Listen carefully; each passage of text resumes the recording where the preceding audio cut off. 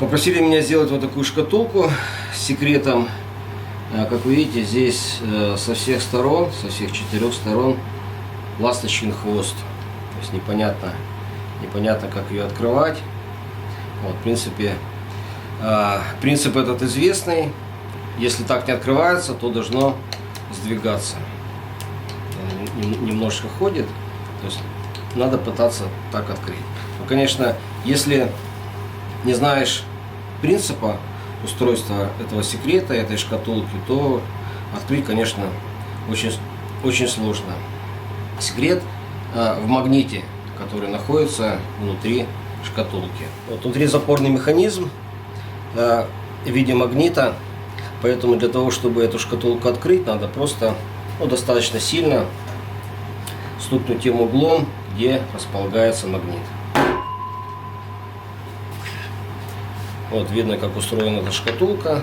То есть пазы сделаны по диагонали, а в закрытом виде это смотрится как обычный ласточкин хвост. Здесь находится магнит, вот такой маленький цилиндрик. Он утоплен в это отверстие. Когда его переворачиваешь, он притягивается к металлическому шурупу, который вкручен в крышку.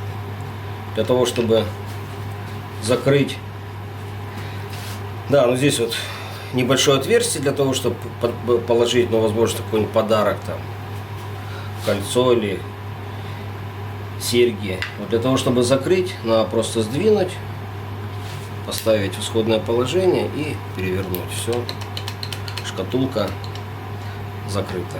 Конечно, если не знать принцип, то открыть эту шкатулку, в общем-то, достаточно сложно.